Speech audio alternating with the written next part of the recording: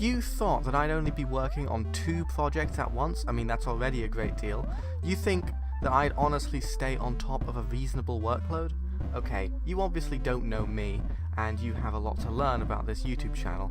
I've created another really tiny mushroom-themed game called Mushrooms.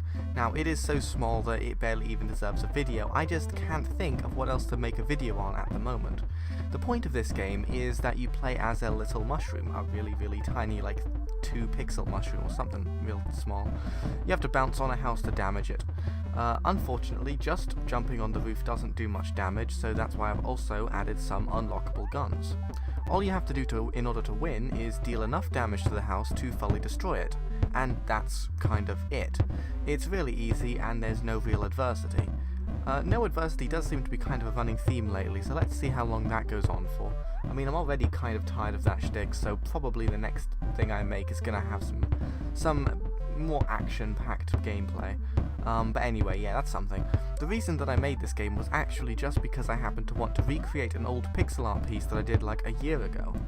It was actually the same piece of pixel art that helped me to inspire my previous proper scale game called Mushroom the Ruckus. So I redrew it and I got a weird intrusive thought about halfway through about what would it feel like to bounce on that mushroom house. I mean, I know mushrooms aren't soft and they're not bouncy, but like, what would it feel like though? What would a bouncy mushroom even be?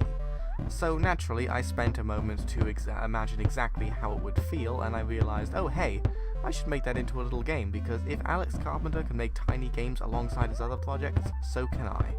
So, naturally, I did. I made it about half of it in one evening and the rest a couple days later. It's super easy, it's kind of pointless, but it's fun to make barely polished pieces of game-shaped junk. Now, nobody would know about this game if I didn't mention it in a video, so I will put the link in the description. It's on Kongregate, feel free to check it out. It's also using the GLES2 renderer, or the OpenGL2 renderer. In case that's important to anyone, I couldn't use Particles 2D nodes, and that was somewhat painful, but I just about survived.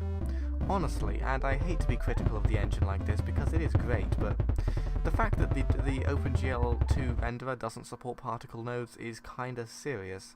It almost feels disingenuous to say that it fully supports GL2 in anything but name only when it's missing a feature that I use so frequently. Now, of course, there are still a number of things which are supported, and the work that the open source community has poured into this is amazing, invaluable, and I don't mean to undersell it, but damn, from the end users, or my point of view, that really sucks. Now, a side effect of this is that I can confidently say that Warp Tech will not be available on GL2 systems anytime soon, because like 50% of that game is Particles. Probably a lot more than 50% of that game is Particles. So much of that game is Particles. Thanks for watching, and stay tuned for more videos about tiny little games that I make, because you better believe I'm not done making these weird little bites of nano trash. Goodbye.